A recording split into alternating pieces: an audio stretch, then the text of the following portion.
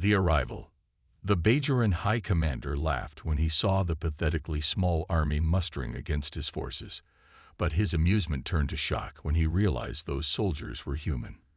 In the capital city of Loya, a tense standoff unfolded between the reptilian warriors of the mighty Bajoran Empire and a tiny force of soldiers from an upstart pre-FTL species known as humanity.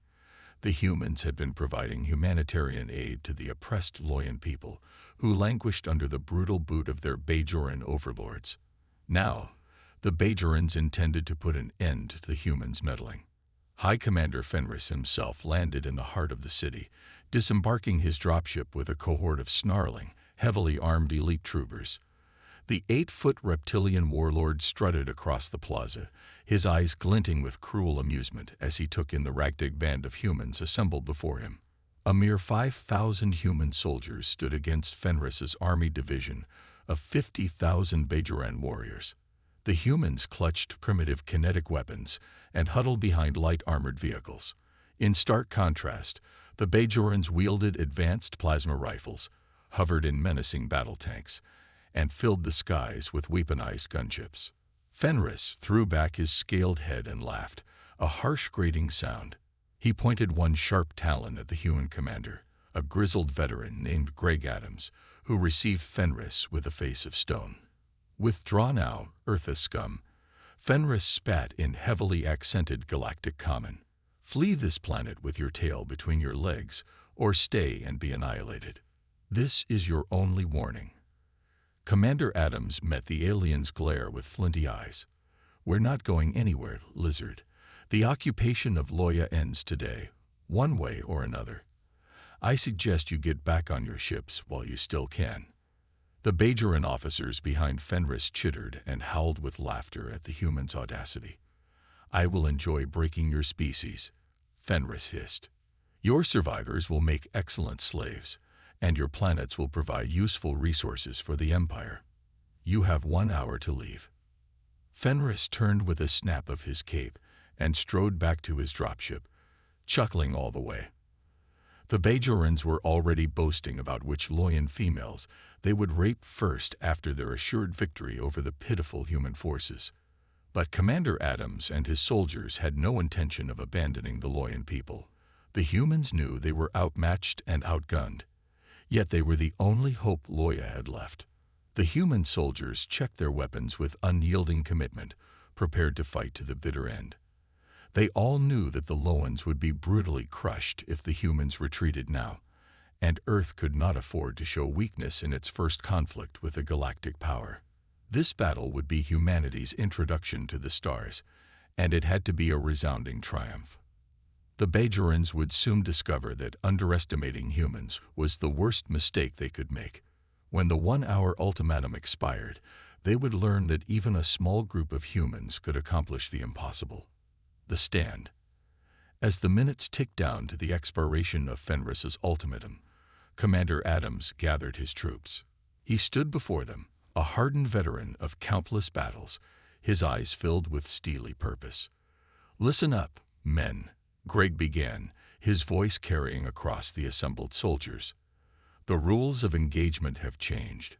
These Bajoran bastards want to fight. Well, we're going to give them one they won't soon forget. The human soldiers nodded grimly, their expressions determined as they checked their weapons and gear one final time.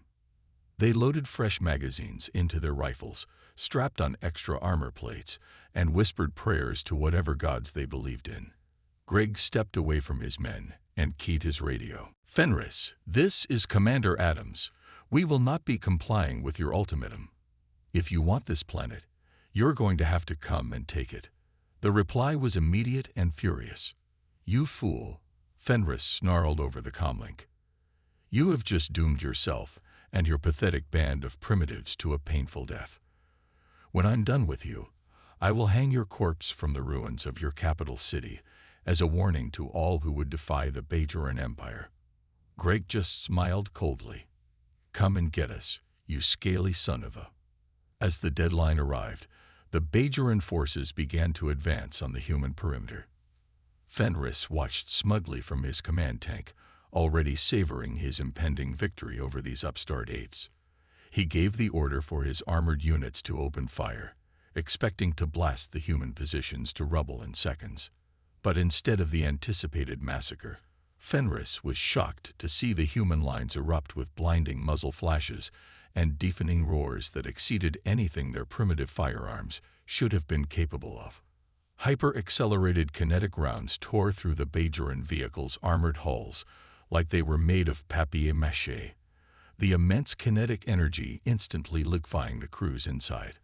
Massive shell casings, each as long as a grown man's forearm, clattered to the ground around the human positions, smoking and sizzling. Too late, the Bajorans realized the humans had been concealing rail cannons and Gauss rifles, not ordinary slug throwers. Greg keyed his radio again, a savage grin splitting his face. All call signs, weapons free. I say again, weapons free. Let them have it, boys. As if on cue, human artillery and mortars opened up from concealed positions, raining fiery destruction down on the Bajoran rear echelon. The aliens' advance faltered, then collapsed entirely as the battered remnants of their lead elements threw their vehicles into reverse, desperate to get out of the kill zone. Fenris howled with rage as he watched his unstoppable armored spearhead disintegrate before his eyes. The humans' accursed technology had completely blindsided him. He'd underestimated these Earthers, a mistake he did not intend to repeat. The Bajoran warlord pounded his fist on the turret of his command tank, drawing blood from his scaled knuckles. He vowed that before this day was done, he would bathe in the blood of every human on this miserable planet. No matter the cost, Loya would be his. The assault. Even as Fenris's warriors regrouped for another assault, the humans were already on the move. Camouflage netting was thrown back to reveal Humvees mounting quad-linked anti-tank missiles and power-armored infantry armed with shoulder-fired rockets. The hunter was about to become the hunted. Inside his mobile command post, Fenris smacked his head on the holotable, making the tactical display flicker. Someone tell me what in the seven hells is going on out there. The Bajoran warlord roared, his eyes blazing with fury as he watched his armored units getting torn to shreds by the humans' inexplicable weapons. His subordinates worked frantically at their stations, desperately trying to make sense of the situation. One of them, a young officer named Croc, spoke up hesitantly. "High Commander, our scans indicate the humans are employing advanced weaponry we've never encountered before. Some kind of electromagnetic acceleration technology, rail guns, and Gauss cannons." Fenris whirled on him, talons flexing. "I can see that, you fool. But how did we not know about this? Our intelligence reported they were a primitive species." Croc swallowed hard, his scales turning pale. "Unknown, sir, but the projectiles. They're moving at immense velocities. The kinetic energy is simply overwhelming our armor. It was designed to withstand high-heat energy weapons, not physical impact on this scale." Fenris cut him off with a snarl. He stabbed a finger at the display, indicating the battered remnants of his first wave falling back. "Redirect the reserves to hit their flanks, and get our gunships in the air. We'll see how their toy soldiers handle a striking run." As the Bajoran gunships lifted off and raced towards the front lines, Commander Adams watched them approach on his helmet's HUD. He keyed his comm. "Manped teams, you're up. Light them up, boys." All along the human perimeter, shoulder-mounted launchers snapped up and took aim. A heartbeat later, a volley of anti-air missiles streaked into the sky, the advanced seeker heads locking onto the gunship's energy signatures like bloodhounds catching a scent. The missiles crossed the distance in seconds, tiny but deadly. Just before impact, the impactor cores separated, dense spikes of tungsten and depleted uranium backed by shaped charges. They hit like the fist of an angry god, punching through the gunship's hulls and shredding the critical systems within. Fenris could only watch in disbelief as his air support plummeted out of the sky, trailing fire and smoke. Seconds later, the human artillery shifted their aim, saturating the landing zones of his reserve forces with a deadly accurate barrage. The Bajoran reinforcements scattered and broke before they could even join the fight. Fenris pounded the holo table again, leaving a dent in the hardened metal. His mind raced, trying to formulate a plan, some way to neutralize these damned human weapons that were slaughtering his warriors. There had to be something. The final push. Kruk's voice snapped him out of his thoughts, high and panicked. Incoming fire. Mortar rounds, danger close. Fenris's head snapped up, his eyes going wide as the command post's threat sensors screamed in alarm. He had just enough time to see the human mortar shells arsing down towards him. The Bajoran warlord opened his mouth to bellow an order, but all that came out was a wordless roar of pure rage. Then the world turned white as the roof of the command post vanished in a blinding flash of fire and shrapnel. Fenris felt a moment of searing heat, then nothing at all as the shockwave slammed him into oblivion. The Bajoran lines crumbled into a panicked rout as word spread of Fenris's demise. Colonel Naus, the most senior surviving officer, found himself suddenly in command of the entire invasion force. He barked orders into his comm, trying to salvage what he could of the deteriorating situation. All units, this is Colonel Naus. Fall back to the LZ for immediate dust-off. We need to regroup and resupply. Rear guard, buy us as much time as you can. Slow the humans down. As the Bajorans disengaged and fled, Commander Adams saw his chance to press the advantage. He keyed his radio, his voice full of unshakable focus. They're on the run, boys. Don't let up now. Dog 1, I need your snipers to pick off their officers and heavy gunners. All infantry units, keep the pressure on their rear guard. Armor, push forward and cut off their retreat wherever you can. Let's finish this. The human forces surged forward like a relentless tide. Sniper teams equipped with advanced targeting scopes and high-powered rifles began methodically eliminating Bajoran leaders and specialists with lethal efficiency. The hypervelocity rounds punched through the aliens' helmets like they were made of glass, splattering purple blood and brain matter across the cratered ground. Infantry squads advanced in bounding overwatch, laying down suppressing fire with their Gauss rifles as they leapfrogged forward. The Bajoran rear guard tried to hold them back, firing frantically from behind the burning wrecks of their vehicles, but they were outmatched and outnumbered. Suddenly, a Bajoran platoon found itself cut off and surrounded by human armor. The aliens' nerve broke, and one of them raised a scrap of dirty white cloth on a pole, waving it frantically. Humans, we surrender. Please, we surrender. The Bajoran platoon leader called out in broken galactic common. A human squad led by Sergeant Hawkins advanced cautiously, with weapons trained on the surrendering Bajorans. Hawkins gestured for the aliens to throw down their weapons and raise their hands.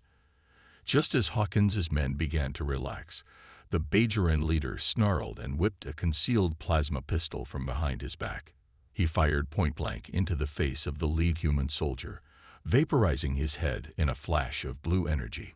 The other Bajorans produced hidden weapons and opened fire in a treacherous ambush.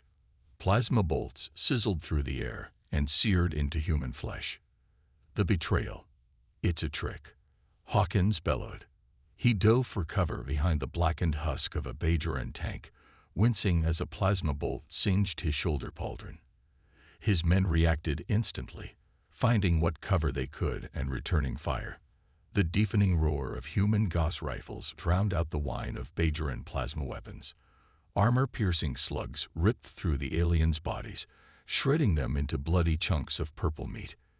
In seconds, the Bajoran platoon was reduced to shattered corpses and twitching limbs. Hawkins got on the radio, his breathing heavy. "Boss, we just had a Bajoran fake surrender. Bastards tried to ambush us under a white flag. Tucker's dead. Hernandez and Choi are wounded." Greg's voice came back cold as ice. "Roger that, Sergeant. Get your wounded treated and keep moving. All call signs, be advised. The Bajorans have violated the laws of war. No more accepting surrenders. No quarter, men. These bastards had their chance." As the battle raged on, Ambassador Sinclair watched the live feed from orbit, her face pale. She opened a channel to Greg, her voice shaking. "Commander Adams, I must protest. You can't just execute prisoners. That's a war crime. Greg's reply was sharp and uncompromising.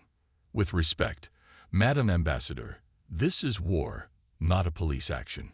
I don't have the luxury of risking my men's lives by disarming Bajorans who have already proven they'll violate the laws of war. I'll accept Fenris's formal surrender when the time comes, but until then we do this my way. Before the ambassador could respond, Greg cut the transmission. He turned to his troops, his eyes hard. You heard the orders, men. Keep advancing. No stopping until every last one of these scaly bastards is dead or running. Move out. The human forces redoubled their efforts, pushing the Bajorans back block by blood-soaked block. The aliens were in full retreat now, but the humans were hot on their heels, harrying them with sniper fire and artillery strikes. They would run them down like dogs all the way to the landing zones if they had to. As dusk settled over the battlefield, the battered Bajoran forces fell back to a hilltop position, hoping to regroup and hold out until reinforcements could arrive. Colonel Naus, his face streaked with soot and blood, barked orders to his troops as they hastily dug trenches and erected fortifications. Get those heavy guns in place, Naos shouted, pointing to the anti-air batteries being towed into position. I want a perimeter set up now. Sentries, stay sharp. The humans will be coming for us. A young lieutenant approached Naus, his hand pressed to a bloody gash on his forehead. Sir, I have word from command. An armored division is en route to our position. They'll be here by dawn. Naus nodded, a glimmer of hope in his eyes. Good. We just have to hold out until then. Tell the men to dig in deep. It's going to be a long night. The night assault. As the Bajorans worked frantically to shore up their defenses, the humans were already on the move. Commander Adams stood at the edge of a ridge overlooking the Bajoran position, studying their fortifications through a pair of night vision binoculars. He noted the heavy weapon emplacements and the anti-air batteries, his mind racing with calculations. Greg lowered the binoculars and turned to the black-clad figures assembled behind him. Listen up, boys. We've got one shot at this. I need those AA guns taken out before dawn.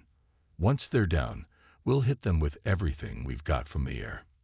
The Special Forces troopers nodded, their faces grim beneath the black camouflage paint. They checked their suppressed weapons one last time, making sure each magazine was loaded with armor-piercing rounds. We'll get it done, boss, said Sergeant Hawkins, his eyes glinting in the darkness. They won't even know what hit them.